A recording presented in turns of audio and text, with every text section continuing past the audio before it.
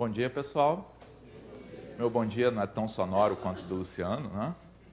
O Luciano realmente talvez fosse até mais necessário aqui para acordar a plateia a essa hora, mas gostaria de cumprimentar aí os colegas aí do auditório, os colegas aí dos outros estados que estão aqui conosco, e dizer que hoje a gente vai falar sobre números reais, continuando a conversa a respeito do significado de número que foi iniciada com o Elon e continuada com a aula do Luciano. Os números reais são o nosso instrumento básico de trabalho no ensino médio, né? E, na verdade, para a maior parte aí das pessoas, é o conjunto mais amplo, tá, de números com os quais vai trabalhar. Na verdade, muitas pessoas, para suas necessidades, conseguem viver com conjuntos menores, né? Então, dependendo aí do ramo de atividade do que a pessoa faça, muitas vezes a gente trabalha com os números racionais para a maior parte das atividades, tá? Mas os números reais estão sempre presentes, tá? Mesmo que a gente não explicite esse conjunto mais amplo, tá? A gente tem sempre esse conjunto por detrás, conforme a gente vai discutir hoje, tá? Então, o Elon falou no final da aula dele de ontem a respeito dos axiomas de Peano.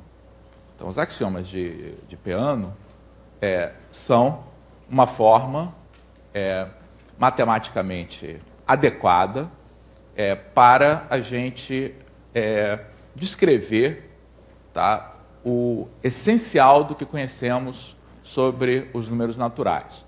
Tá? A ideia de sucessor, tá, da existência de sucessor para qualquer número, da ideia de que se dois números têm o mesmo sucessor, então eles são iguais, da ideia de que tem um único número que não é sucessor de nenhum outro, tá? E da ideia de que o conjunto dos números naturais, tá, nunca termina. Quer dizer, esse processo de você criar o sucessor, tá, prossegue indefinidamente. Então, esse prossegue indefinidamente, tá, ou pode continuar da mesma forma, ou esse processo continua assim por diante, tá, tudo isso é encapsulado, tá, de uma forma correta através do axioma da indução, né, que coloca isso aí de uma maneira que a gente possa utilizar para demonstrar propriedades sobre os números naturais.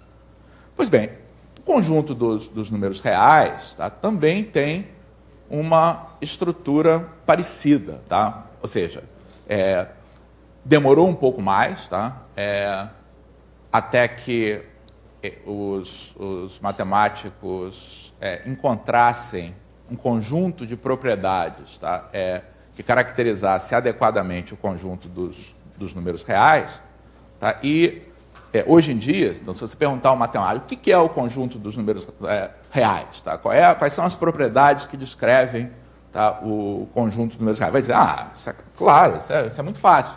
Tá? O conjunto dos números reais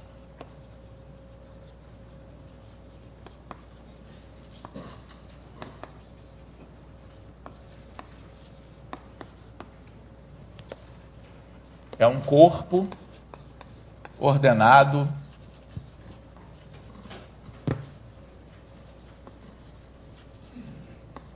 completo. Tá? É claro que cada uma dessas expressões, tá, tem um significado que é expresso, tá, por um conjunto de axiomas.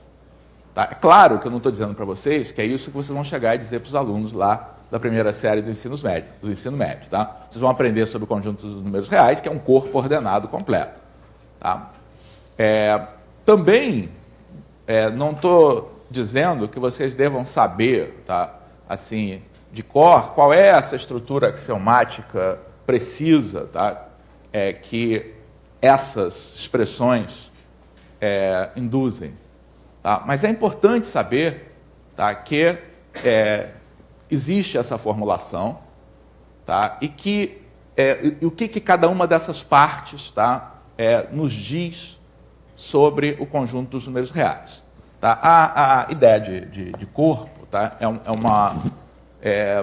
um conceito da álgebra, tá, e que diz respeito, tá, a um conjunto, tá, munido de duas operações que a gente pode chamar, e que, no caso dos números reais, são designadas exatamente por esses nomes, chamadas de adição e multiplicação. Tá? Então, essa palavra corpo aqui, tá, significa que o conjunto dos números reais possui duas operações básicas, tá, a adição e a multiplicação, tá, a partir das quais se definem também a subtração, tá, e a divisão, que tem certas propriedades básicas. Que propriedades básicas são essas? Essas que a gente está acostumado a empregar desde lá o ensino fundamental. Tá. Essas propriedades aqui de que o conjunto dos números reais é um corpo, tá, são as propriedades que a gente usa para manipular, tá, igualdades, tá, em particular para resolver equações.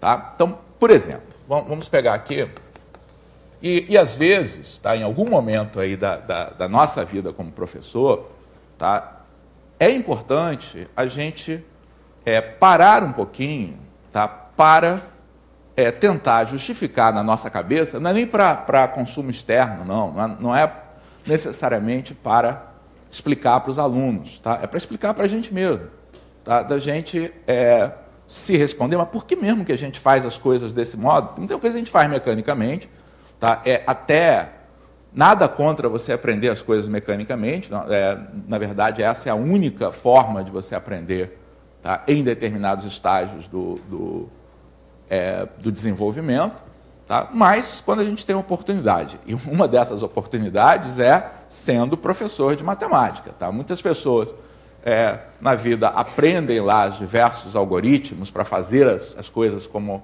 devem ser feitas, as operações, resolução de equações, etc. Tá? E não tem oportunidade, tá, de parar para... Mas por que mesmo que a gente faz desse jeito? Agora, quem é professor de matemática tem essa oportunidade, tá? E essa introspecção, tá, por que mesmo que eu faço isso, é algo que devia o tempo todo estar na mente de vocês, tá? De procurar justificar para si próprio por que faz certos procedimentos automáticos. Tá? Então, vamos pegar um exemplo de uma equação.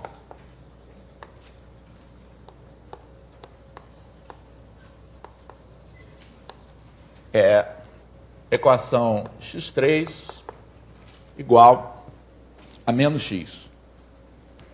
Tá? Então a pergunta é, como é que vocês resolvem essa equação? Primeiro, resolver uma equação significa encontrar todos os valores de x que cumprem essa sentença, né? Que satisfazem, tá, essa igualdade, colocados no lugar de x, tornem isso aqui uma sentença verdadeira. Tá? Eu quero encontrar todos os valores. Ok? Como é que vocês resolvem essa equação?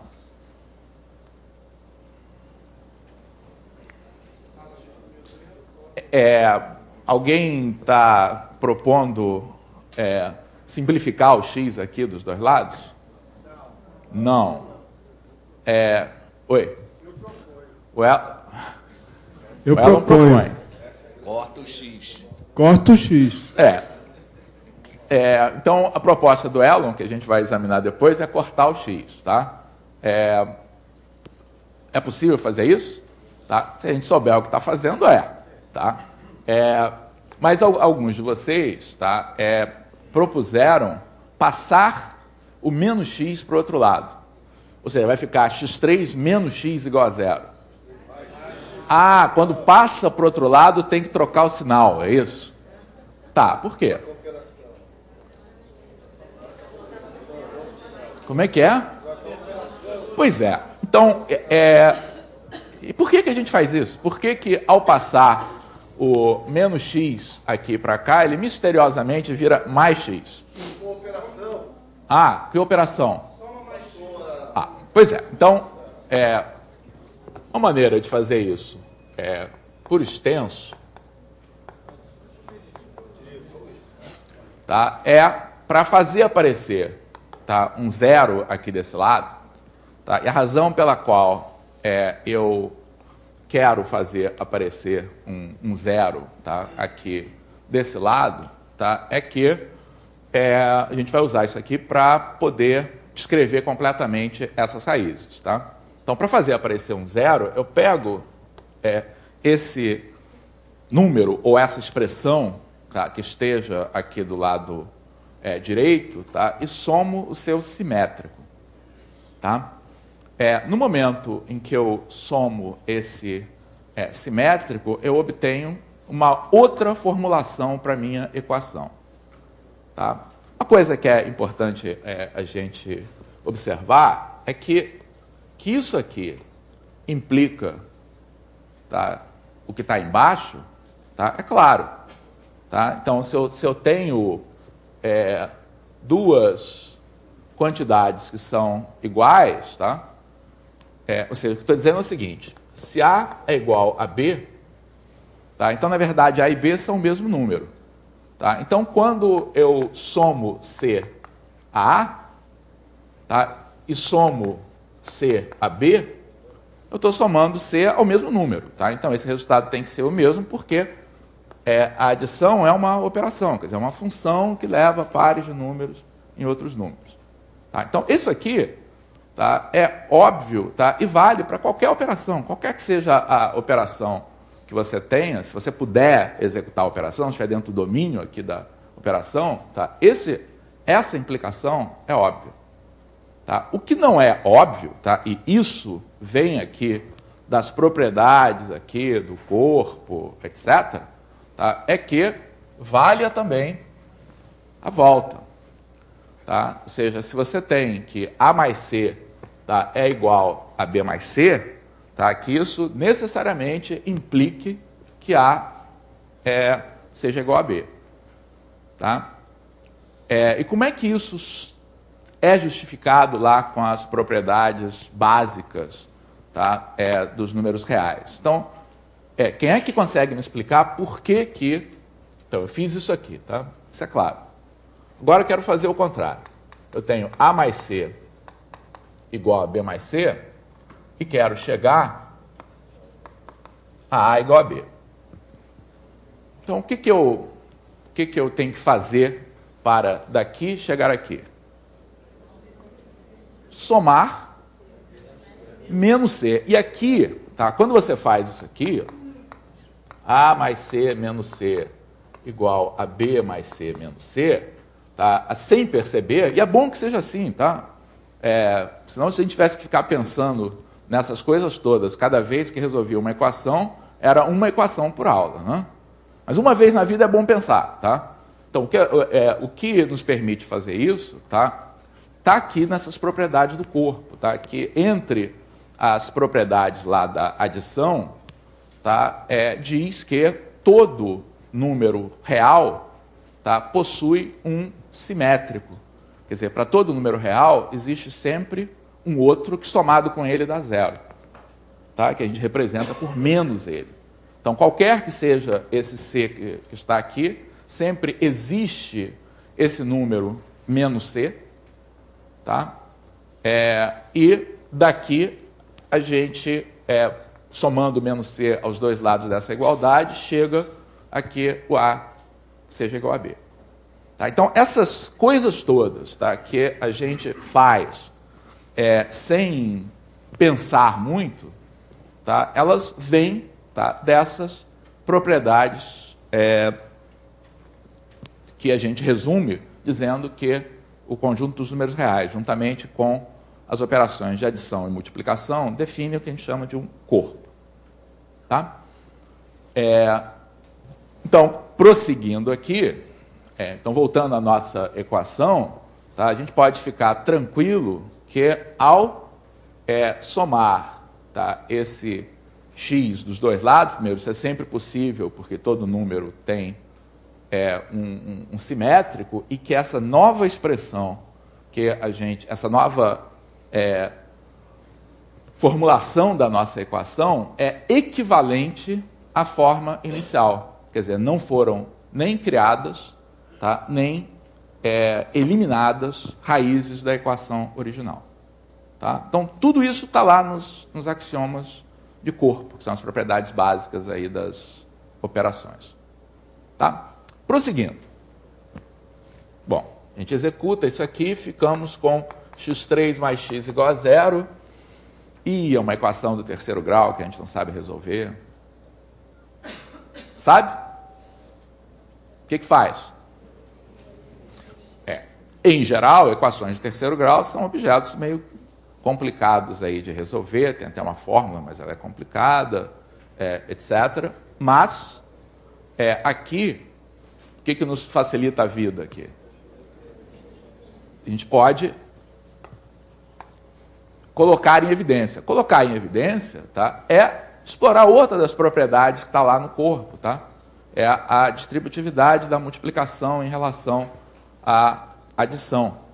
Tá? A gente não precisa... mas está lá. Então, vamos escrever que x vezes x2 mais 1, tá, é igual a zero. Tá? E agora?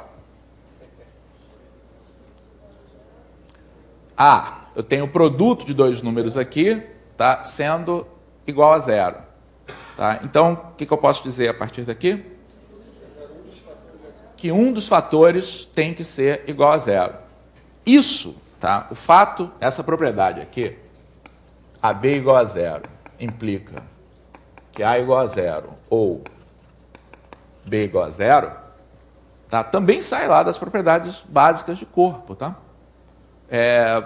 Na verdade, uma maneira fácil de você provar isso aí a partir das propriedades, primeiro você tem que mostrar que zero multiplicado por qualquer número tem que ser zero. Tá? E aí, se o A for diferente de zero, você pode multiplicar por 1 sobre A dos dois lados e chegar a que o B obrigatoriamente vai ter que ser igual a zero. Tá? Não vou entrar em detalhes, não, mas isso sai das propriedades básicas lá de corpo também. Tá? Mas isso aqui é uma propriedade que é o que a gente vai usar ali. Tá? Então, tudo isso que nós fizemos até esse momento produziu sentenças que são equivalentes, tá, à original. E a mesma coisa vai acontecer agora. Tá? X igual a zero ou x ao quadrado mais 1 igual a zero. Tá? Então, x igual a zero, ótimo. Tá? Encontramos uma raiz da equação.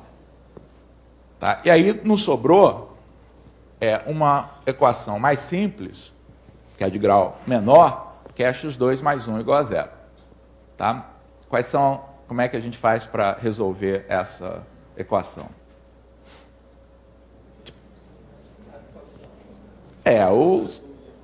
Isso aqui é equivalente, essa parte aqui, a x2 igual a menos 1. Tá? E aí? O fato, tá, dessa equação, tá, ter ou não solução, tá, não sai mais dessas propriedades. Tá? As propriedades aqui de corpo, tá, não ajudam a gente a dizer se essa equação tem ou não solução. Tá? Mas quando a gente acrescenta essas propriedades aqui, tá, isso, tá, já nos basta, tá, para nos convencer de que não pode haver uma solução para essa igualdade. Tá? Por quê? O que isso aqui estabelece, tá, é a relação que o conjunto dos números reais, tá, admite uma relação de ordem. Tá? seja, você dá dois números quaisquer, distintos, tá? Ou um deles, x, é maior do que o outro, tá? Ou vice-versa. Tá? Uma outra maneira de dizer isso, tá? É que, na verdade, o conjunto dos números reais, tá? Ele pode ser separado, tá? Em três classes. O zero, tá? O conjunto dos números reais positivos, tá? E o conjunto dos números reais negativos, que é o complemento dos outros dois, com a propriedade de que toda vez que eu multiplico dois números positivos, o resultado é positivo também. Tá?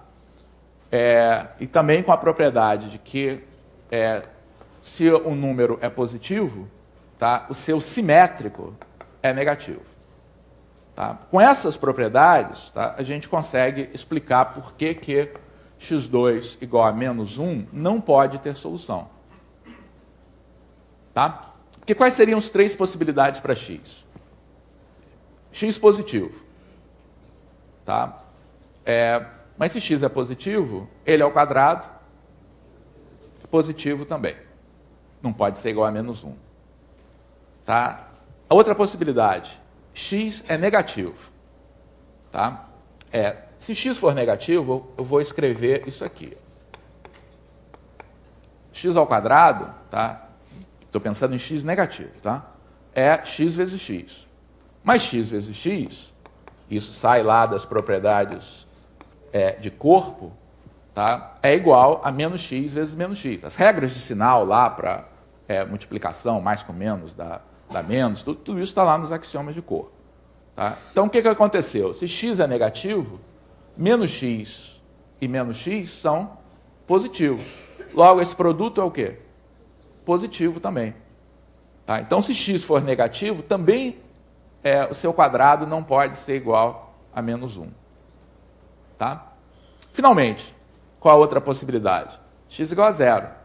Tá? Mas zero ao quadrado é zero, tá? Que é diferente de 1 e de menos 1.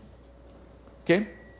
Então, nos convencemos, tá, que a única solução para essa equação, tá, é x igual a zero. Tá? Então, faço um convite a vocês para que,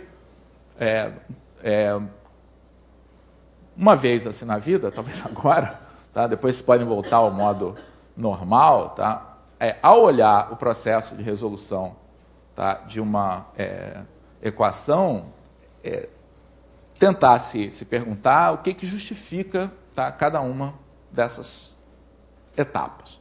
Tá? Vamos agora à solução do Elon. Tá? O Elon disse que ele não faria assim. Tá? Ele dividiria por x dos dois lados. Tá? Mas é claro que ao dividir por x dos dois lados, tá, ele tem que fazer uma suposição. Tá? Qual é a suposição?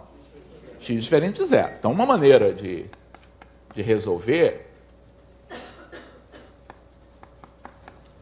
suponhamos que x seja diferente de zero. Não é exatamente assim que eu diria. Eu diria o seguinte. Então, vamos lá. Essa equação tem uma raiz óbvia, que é x igual a zero.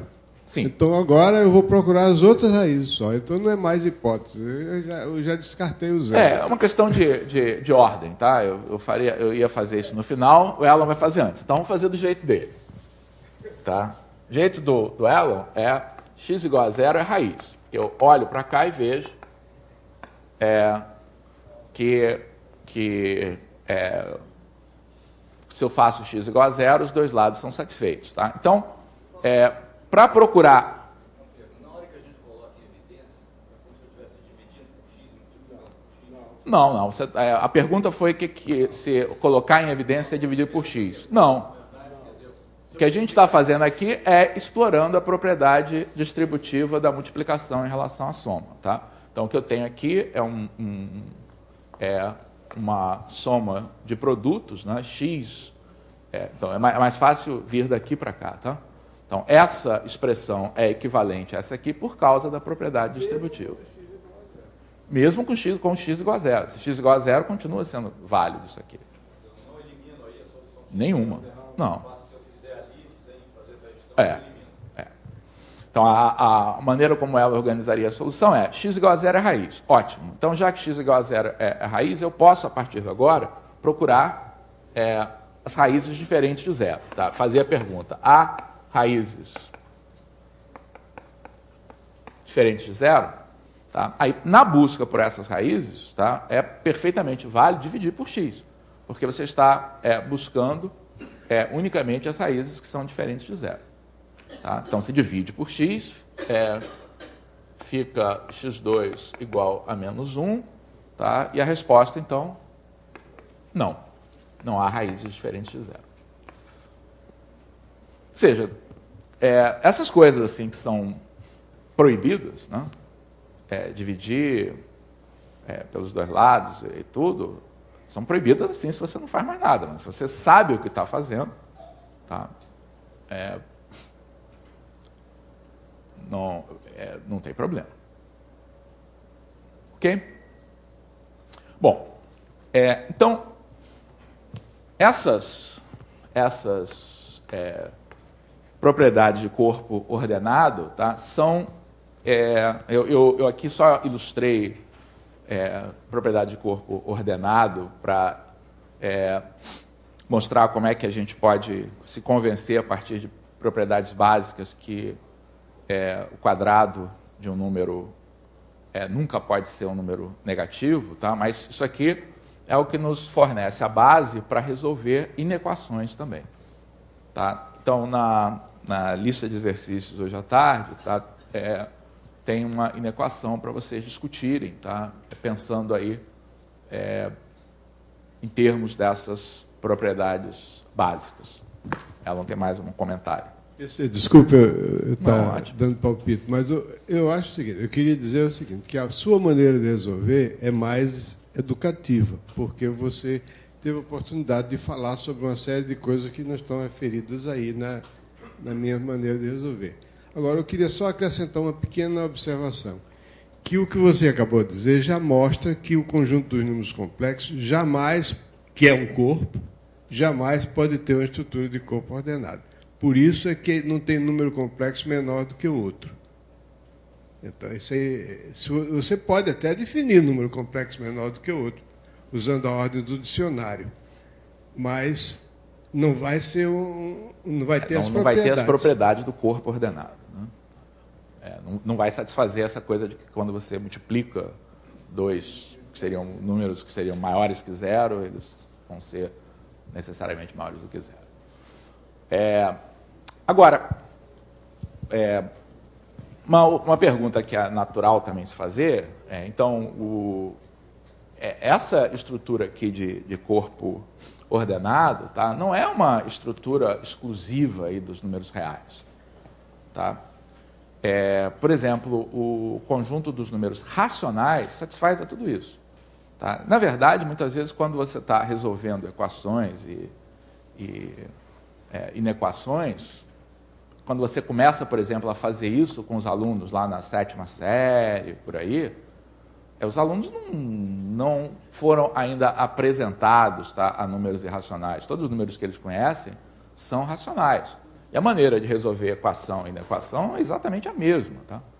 Porque todas essas propriedades aqui, tá, valem para os racionais também. Tá? Os racionais também são um corpo ordenado. Tá? O que faz a diferença? Tá? Então, se você tivesse que explicar para um aluno, professor, qual é a diferença entre o conjunto dos racionais, tá, e o conjunto dos números reais? Que explicação, qual é a resposta que você daria para um aluno? Hein? Alguém aqui do auditório quer... Sou um aluno curioso que perguntei, professor, que diferença tem entre número racional e número real? Qual é a resposta que alguém de vocês daria para essa pergunta? Um é completo, né? Deve ser, né? Eu usei essa palavra aqui. Tá, professor, não entendi nada. Que história é essa de ser completo? Por que os racionais não são completos? Então, porque tem irracionais. Aliás, isso é o que muitos livros didáticos aí da primeira série do ensino médio fazem, tá? Na explicação do que são os números reais. Ora, meu filho, números reais é a reunião dos números racionais com os irracionais. E pronto. É claro. Tá? E aí, depois de falar isso, para com o assunto e vamos à notação. Tá? Aí você aprende a representar com letrinhas todos esses conjuntos. Racionais é Q, aí você quer tirar o zero é Q asterisco, tá? E aí tem um festival de notação, tá? Sem que o aluno saia das aulas realmente com uma noção de qual é a diferença. Tá?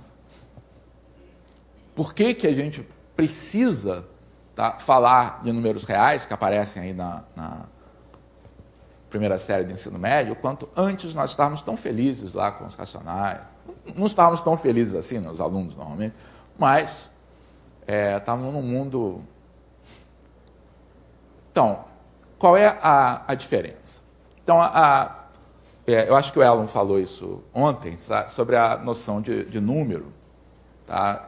Remetendo lá a Euclides, não é isso?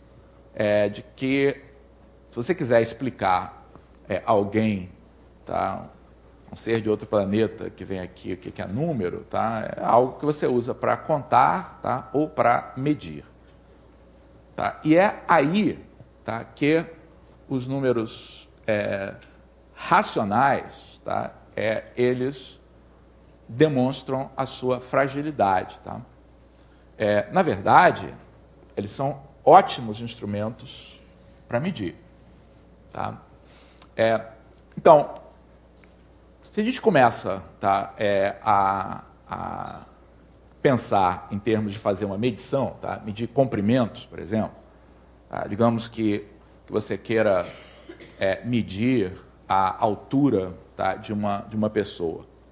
Então, os números naturais, tá, são a nossa primeira aproximação para esse instrumento de medida.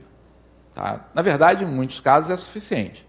Tá? Então, por exemplo, se eu perguntar qual é a altura de vocês, tá, em centímetros, eu tenho certeza que ninguém vai me dizer que eu tenho 174,3 centímetros. Tá?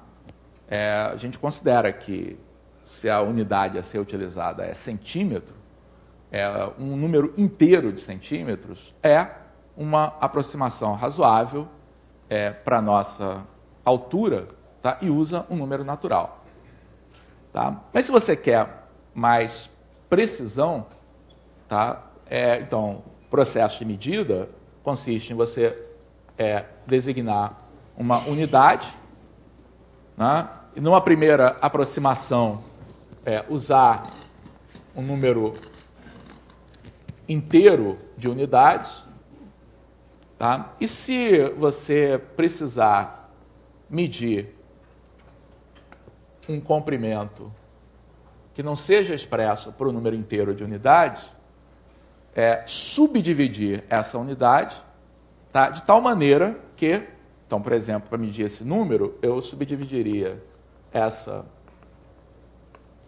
unidade, digamos, em 5 partes, de tal maneira que eu pudesse representar esse comprimento, tá, como um número inteiro, vou começar aqui, né? Esse comprimento como um número inteiro de unidades, mais uma fração da unidade. Tá? Na verdade, todas as medições que a gente faz na vida são desse tipo. Tá? Então, qualquer pessoa que utilize uma balança assim, para se pesar, uma régua para medir, tá? Faz medições desse tipo. Tá? Porque vai chegar, a gente vai eleger uma subdivisão da unidade que aproxime aí, de maneira razoável o que a gente quer medir. Tá? Então, inicialmente, lá entre os gregos, né, havia essa ideia de que com números inteiros e frações, tá, nós estávamos bem servidos, tá, para o nosso problema, tá, de fazer medições. Tá? a grande decepção ocorreu com a descoberta, né, do Teorema de Pitágoras. Porque se você constrói um quadrado, tá, de lado 1, tá, ou triângulo, retângulo, isósceles de catetos iguais a 1, essa diagonal que aparece aqui, tá, vai ter uma medida que é expressa pela equação x² igual a 1² mais 1², tá, que é igual a 2. Tá? E, infelizmente, tá, ou felizmente, não sei, é um fato, tá, infelizmente, não existe nenhum número racional com essa propriedade. Tá? Tem que sobrar tempo aí no final da aula, tá? A gente volta, tá, e justifica isso. Tenho certeza, tá, que todos vocês, alguma vez na vida, viram, vamos ver se é verdade, todo mundo já viu uma demonstração de que x² é igual a 2?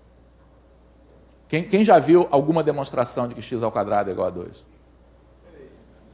Não, nada disso. Quem já viu alguma demonstração, tá, de que o número, que não existe nenhum número racional que elevado ao quadrado é igual a 2? Quem já viu essa demonstração? Pouca gente, menos do que eu pensava. Desses que responderam que já viram a demonstração, quantos se sentem em condições de explicar isso para um aluno? Temos um exemplo de um conjunto vazio aqui.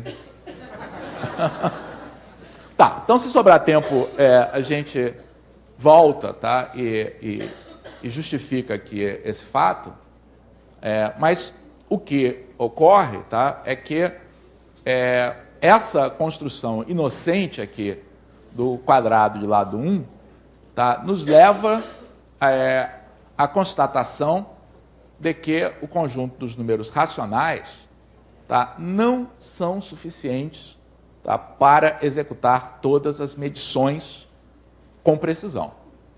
Tá? Se você, para finalidades práticas, tá, você sempre pode encontrar uma aproximação com número racional. Então, estou dizendo, se você constrói um quadrado aí de lado 1 metro, tá, e aí vai lá e mede a diagonal. Claro que na hora de você medir essa diagonal, tá, você vai encontrar lá na sua fita métrica, na sua trena, seja lá no que for, tá, uma medida, tá, que vai ser uma aproximação racional, tá, desse número, porque toda vez que a gente faz uma medida usando um instrumento de medida, a gente usa um número racional. Tá, mas aquele comprimento exato, ideal, tá, não é um número racional. Tá?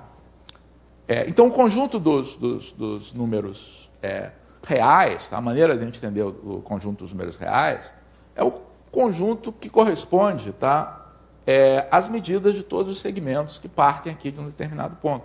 Ou seja, é o conjunto que corresponde aos pontos da reta. Tá? Então, a melhor maneira aqui da gente entender, tá, o que é o conjunto dos números reais, tá, é entender, tá, e é o que essa propriedade aí do corpo ser completo essencialmente diz. Tá? Da mesma maneira lá como os axiomas de Peano, tá, precisam, para serem utilizados em demonstrações, tá, exprimir matematicamente de maneira adequada essa ideia de que sempre cabe mais um no conjunto dos números naturais, tá? Os axiomas que vão completar a nossa noção dos reais, para garantir que eles correspondam a essa imagem, tá? Ou seja, quando eu pego uma reta, escolho um número para ser o 0, tá? Escolho um número para ser o 1, o conjunto dos números reais é a reta.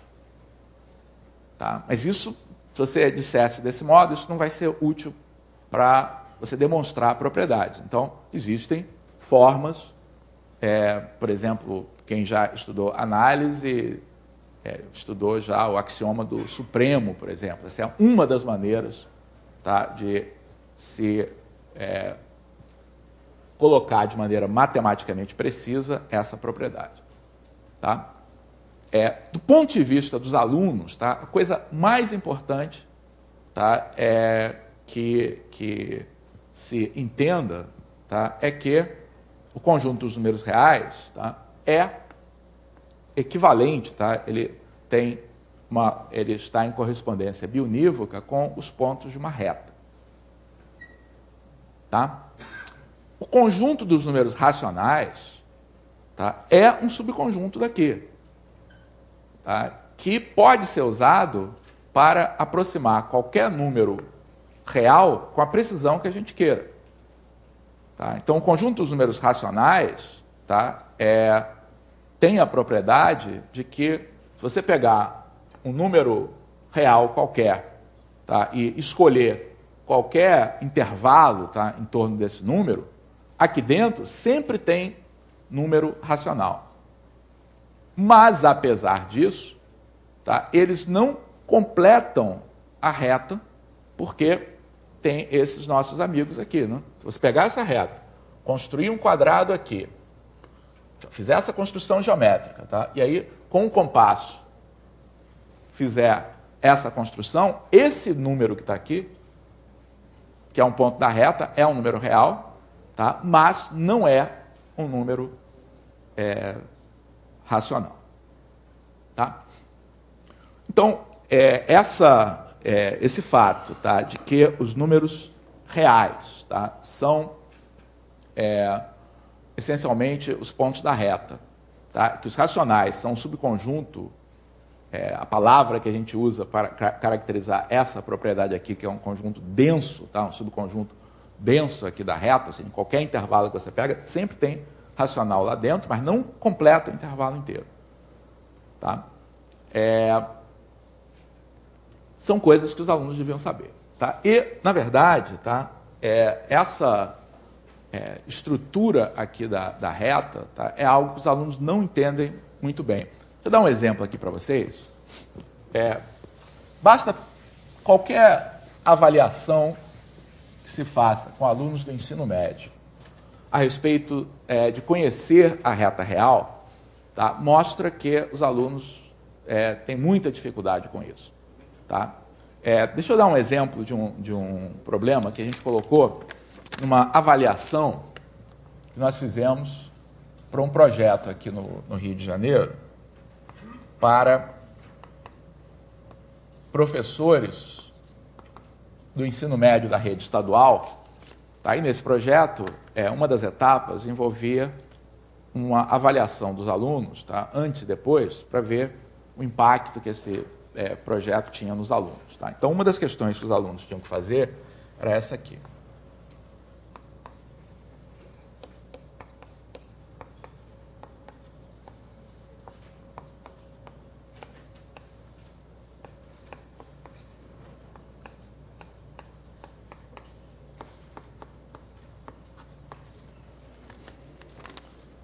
Ou seja, o que se pedia era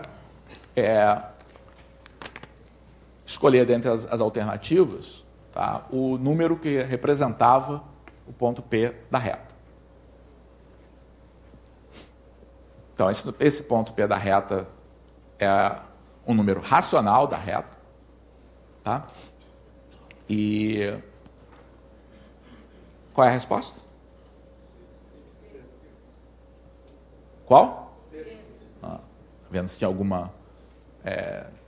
Sabe qual foi o percentual de acerto dessa questão entre alunos da primeira série do ensino médio?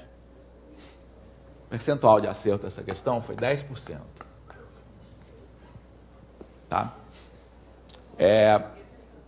Então, isso acontece, tá, porque muito raramente, tá, na escola, tá, se faz a passagem entre o significado, tá, de fração como parte de um todo.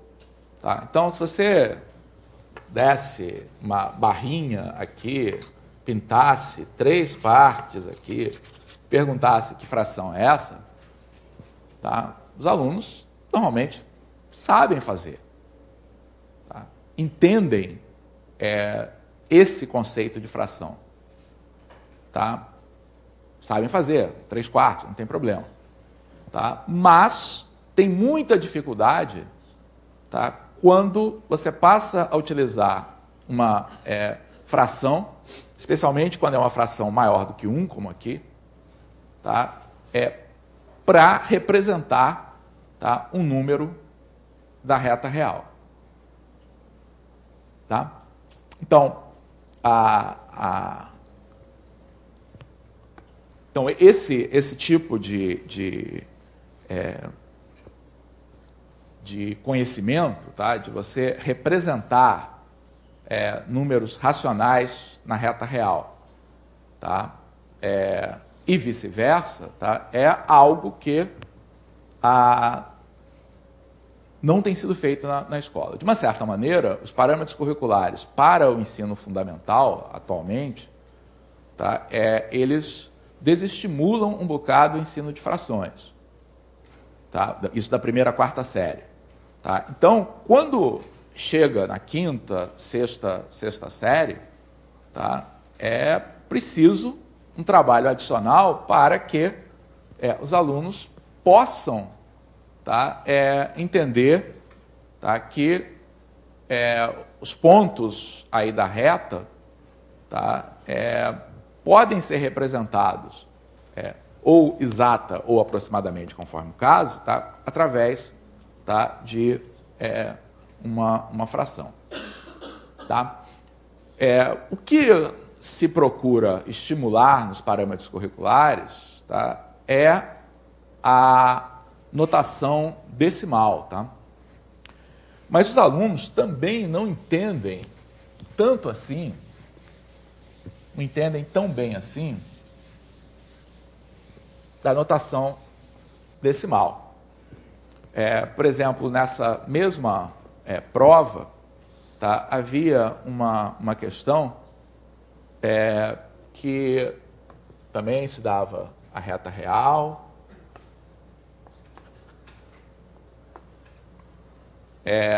e pedia para encontrar qual dos vários pontos assinalados aqui na reta representava o número 1,15. Tá?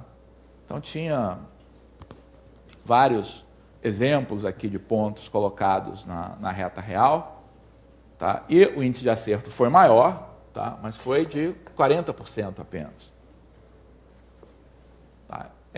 Em alunos da 1ª série do ensino médio. Tá? Então,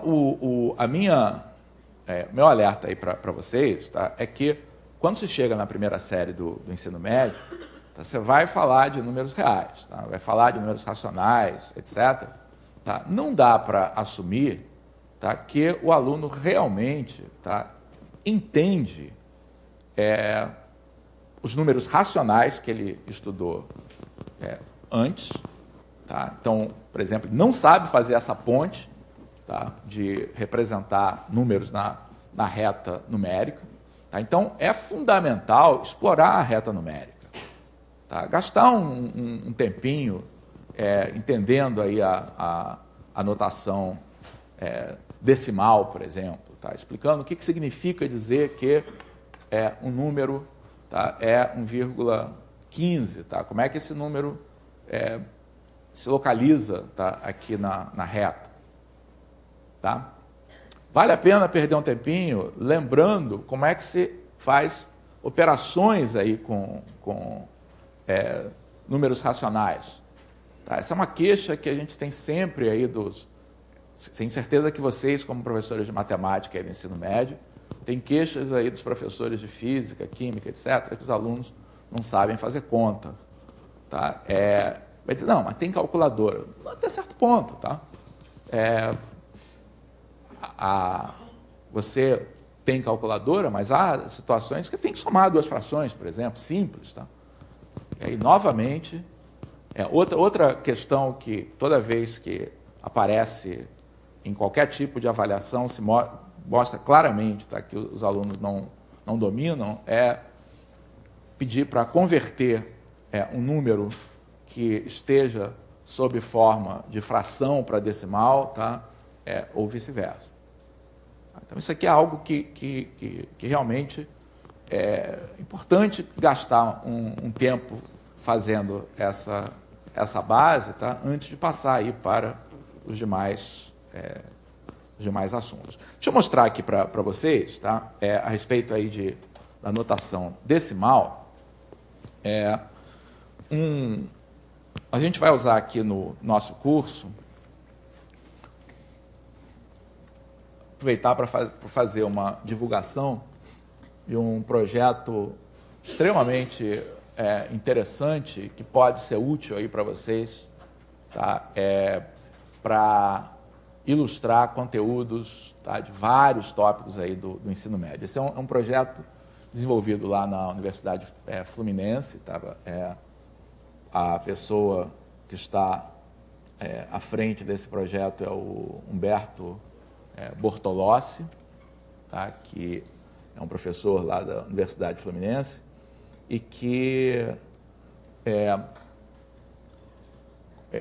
concorreu a um projeto do MEC para desenvolvimento, tá, de material educacional, tá? E fez um trabalho muito interessante com uma série de atividades inteligentes aí com o computador, e todas elas,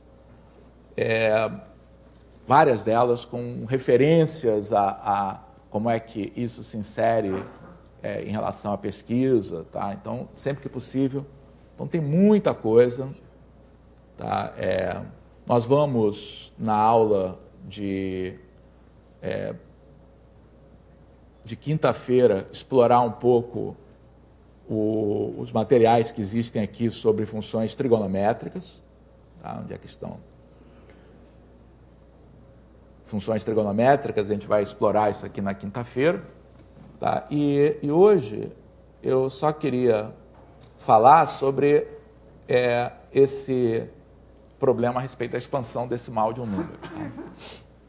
Então, essa é uma atividade, tá, para passar, tá, esse aspecto, tá, de que todo número real, tá, pode ser aproximado, tá, com precisão tão grande quanto a gente queira, tá, por um número racional escrito na forma decimal. Tá? Então, a atividade começa, tá, com pedindo para... Então, o que está acontecendo aí? Tá? O A é o 0, tá? O B é 10.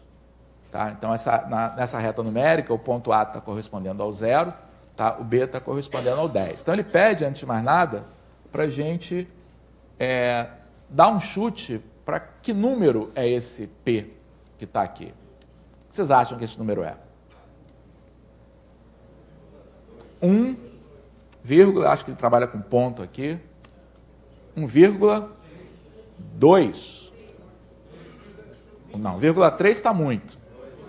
1,2, só isso? Só tem uma casa decimal, vocês acham? 1,25. Vamos ver. Esse é o número que a gente vai colocar, e nós vamos colocar, então, o que a gente vai fazer, tá, a cada etapa aqui do processo, tá, cercar a nossa representação desse número no intervalo. Tá? Então, tudo que eu sei por enquanto, tá, é que esse número, eu comecei sabendo que esse número estava compreendido entre 0 e 10. Tá? Mas eu posso refinar esse meu conhecimento. Na verdade, eu sei que ele está entre 1 e 2. Tá? Então, a expansão decimal desse número começa com 1. Pois é, mas nesse jogo aqui a gente diz cada casa da expansão decimal. Tá? Então, esse número, tá, é 1 inteiro e alguma coisa. Tá? Então, eu vou...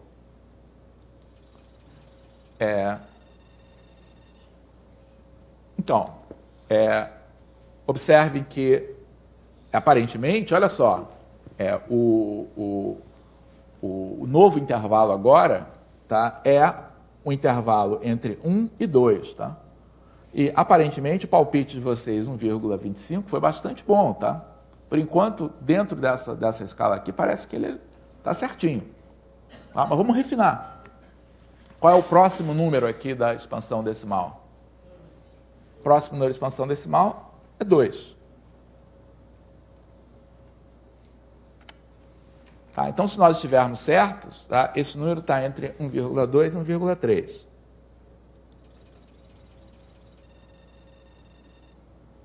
Epa, parece que a gente acertou aqui o nosso palpite, hein? E agora, qual é o próximo número aqui da nossa expansão decimal? 5.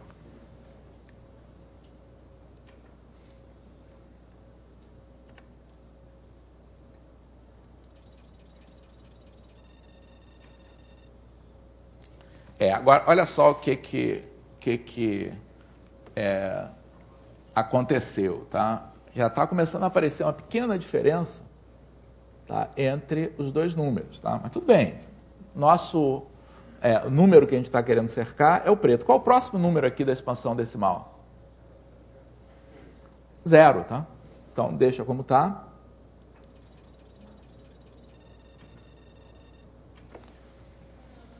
Então, observem que o palpite que a gente tinha dado, tá, era o 1,25. Foi um palpite ótimo aí de vocês, hein? Mas, na verdade, esse número aí que tinha sido sorteado pelo computador, tá, ele é um número que tem mais casas, não é exatamente igual a 1,25. Tá? Então, o que esse programa explora, tá, é essa ideia de que a gente pode refinar, tá, essa aproximação aqui desse número. Tá?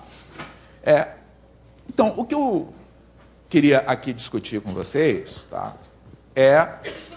bom, todo mundo entendeu, tá? Todo mundo sabe, tá, o que representa uma notação como essa. Né?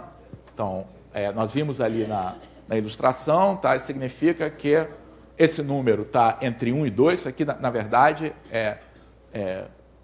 cada algarismo, cada dígito aqui da representação decimal, tá, nos dá uma indicação mais e mais precisa sobre a localização desse número. Né? Então, o 1 aqui indica que esse número está entre 1 e 2. Tá? O 1,1 tá, indica que está entre 1,1 e 1,2. Tá? E o 5 aqui indica que ele está exatamente no meio do caminho entre 1,1 e 1,2. Tá? Pergunta esse processo, tá, quando você tem um ponto da reta, tá, e você vai fazer essa expressão como um número decimal, tá, esse processo sempre termina em algum ponto ou não? O que você sabe a respeito disso? Você tem um número a ser representado, tá? Por exemplo, se o número for racional, tá? Se você tem um número racional, tá? O processo de escrever esse número através de uma expansão decimal termina sempre ou não? Não?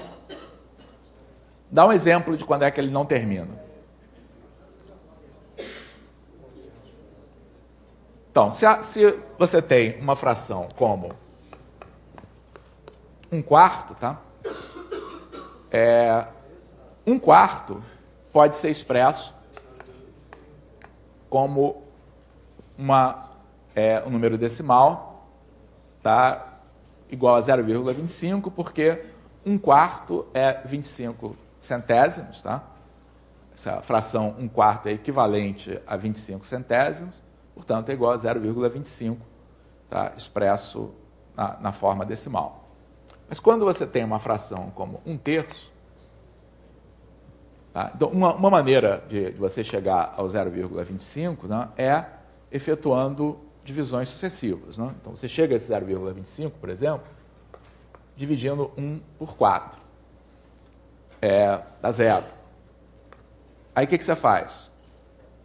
Coloca um zero aqui. O que você está fazendo, na verdade, quando você coloca um zero aqui? O que você está fazendo ao colocar esse zero é descobrindo o número de décimos que você tem em 1/4.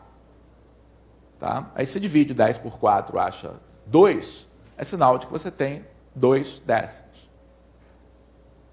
Tá? Aí o resto é 2. Tá? Você coloca um outro zero, significa que você vai procurar número de centésimos adicionais. 5 centésimos adicionais, tá? E o processo termina por aqui. Mas quando você vai fazer a mesma coisa aqui com 1/3,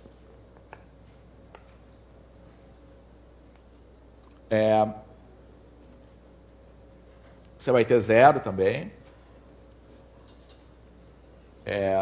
Coloca aqui a vírgula. 10 por 3, 3. Resto 1. Tá? E agora fica fácil a gente entender que a situação que a gente tinha no início vai ocorrer sempre. Né? Então, eu vou ter sempre essa divisão de 10 por 3, que vai nos levar, tá, a um número que a gente normalmente escreve desse jeito, tá, mas que deveria escrever assim. Tá? Hoje em dia, ainda se usa essa notação na escola para representar. Essa notação é uma notação mais precisa, tá, do que essa aqui de cima, porque o que ela significa é que esse 3 se repete para sempre. A de cima tem ambiguidade. Por exemplo,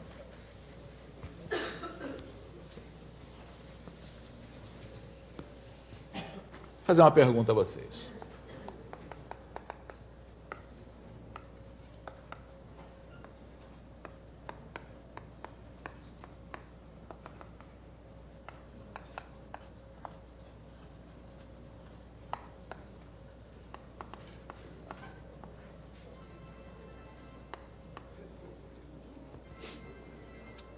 O número 1,4142, etc., é um número racional ou irracional?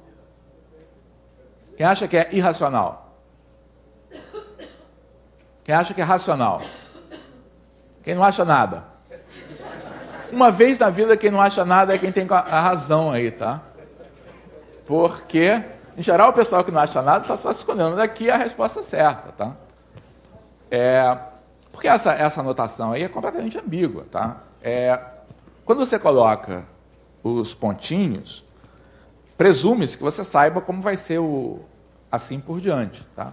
Então, quando você emprega os pontinhos aqui, 0,3, 3, e coloca os pontinhos, é mais ou menos implícito o seguinte: olha, eu já disse a você tudo que você precisa saber sobre a lei de formação desse número. Tá? Se eu coloquei 2, 3 seguidos, depois coloquei pontinhos, eu estou querendo dizer, de uma maneira um tanto imprecisa, de que daqui para frente é tudo 3.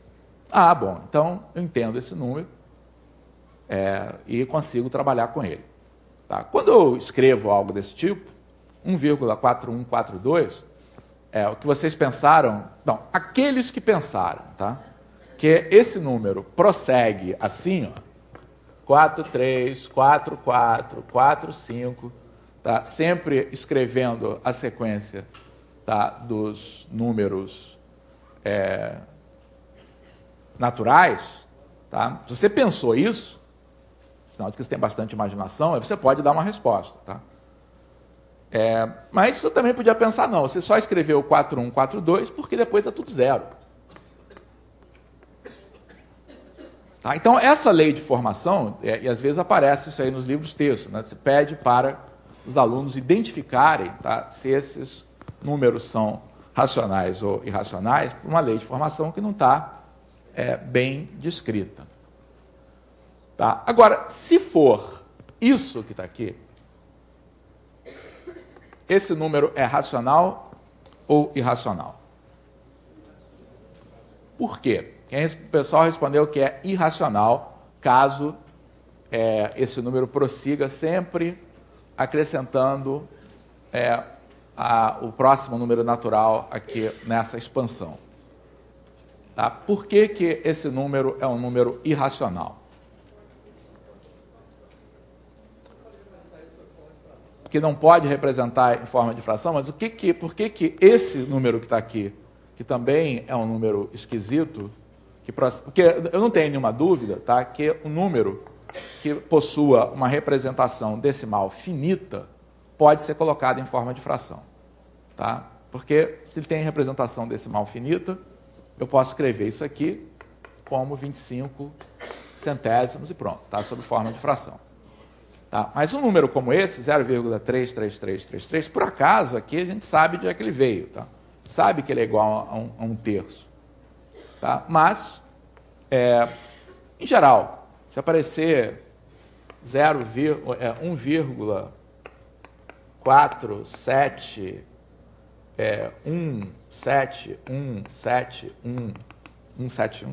7171, etc., esse número pode ser colocado sob forma de fração?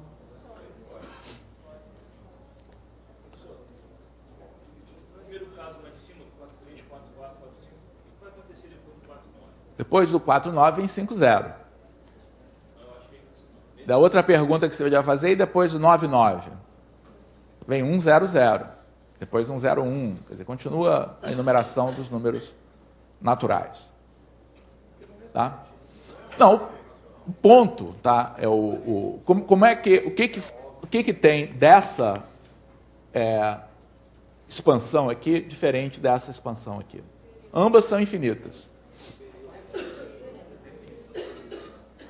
O que acontece, tá, e essa é uma propriedade que normalmente as pessoas conhecem, tá, de maneira um tanto folclórica, né?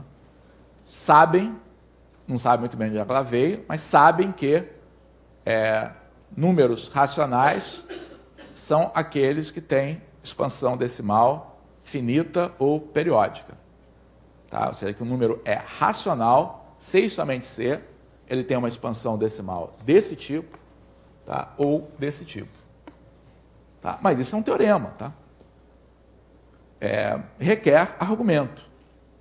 Então, primeira coisa, por que toda vez que você tem um número racional, tá, e forma a sua expansão decimal, por exemplo, através de divisões sucessivas, tá, por que você sabe que você vai chegar a uma expansão periódica? Por que isso tem que ser periódico?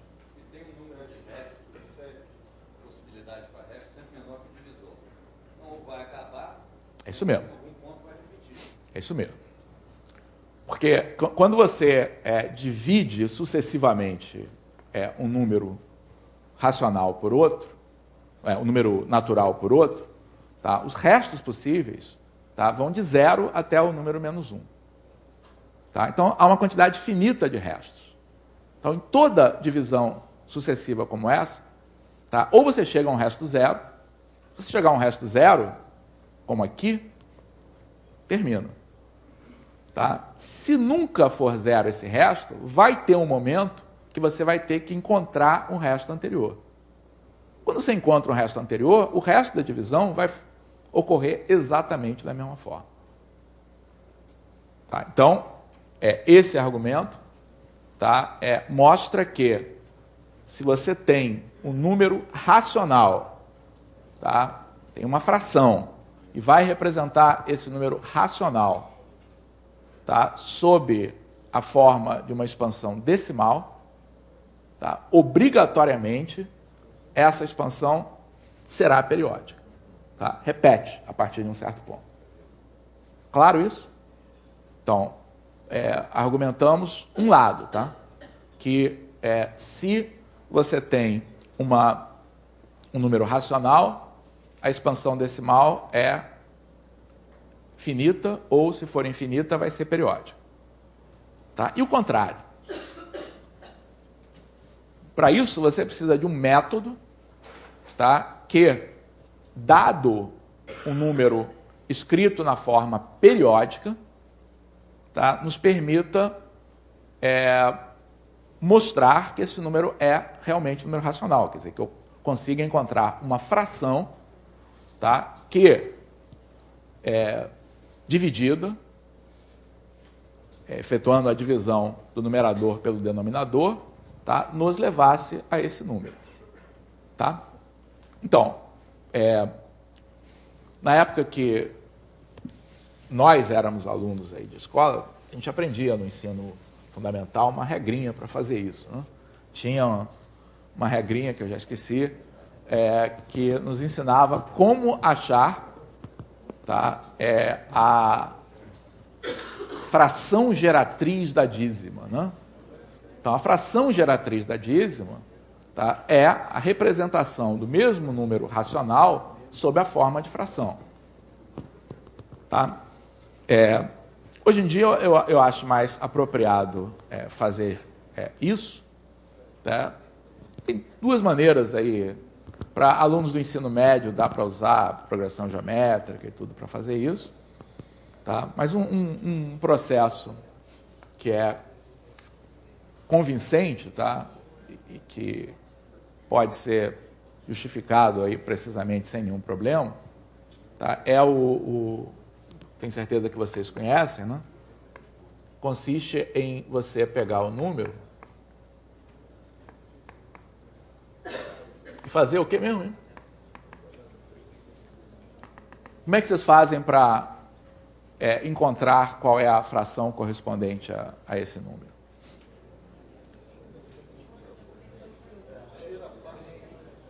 O que você precisa fazer é encontrar, através da multiplicação por uma potência de 10, tá, uma outra representação que te permita cancelar, tá, a parte periódica infinita. Tá? Como eu faço, não é necessariamente a melhor maneira para explicar aos alunos, não. Tá? A potência de 10 tem que ser do tamanho do período, tá? Para poder deslocar esse período de tal maneira a coincidir com ele mesmo. Então, eu multiplicaria por 100, tá? E aí encontraria 147,171717, etc. Tá? Agora, essa parte que está aqui é a mesma. Quer dizer, eu estou representando 100x como 147,17 mais esse número 0,0017171717. Tá? Então, na verdade, isso aqui podia ser escrito assim. 100x é 147,17 mais 0,00. X igual 1,47 mais 1. Então, essa parte aqui é a mesma nos dois casos.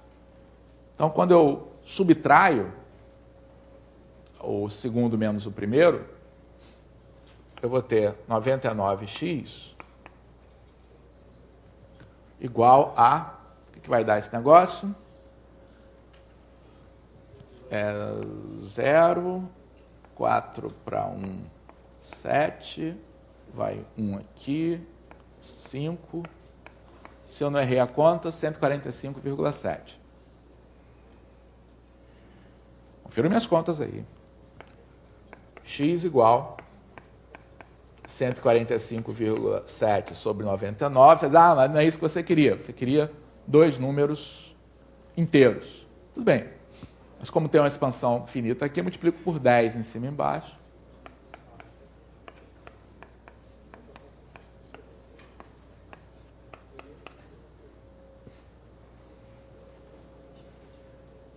Tá? Ou seja, a gente tem um argumento, tá, para explicar por que, ao achar a expansão decimal de um número racional, a gente vai encontrar uma expansão finita, tá, ou infinita periódica. Tá? Esse é um lado aqui do teorema. E tem um método, tá, que, dada uma expansão periódica, reconstrói a nossa fração. Tá? Com isso, a gente, então, acho que estamos convencidos, tá, de que esse fato, muitas vezes apenas citado de maneira folclórica, tá, é verdade. Tá? Um número, uma expansão decimal corresponde a um número racional se e somente se ela é periódica. Tá? Então, agora a gente pode, sim, responder que se isso que eu escrevi aqui corresponde, tá, a essa expansão, esse número realmente é um número irracional, porque nesse padrão ele jamais se repete. Ok? Bom, já passamos aqui do tempo, peço desculpas aí. Mas começamos a próxima na hora, tá? Sempre assim. Até aqui, gente.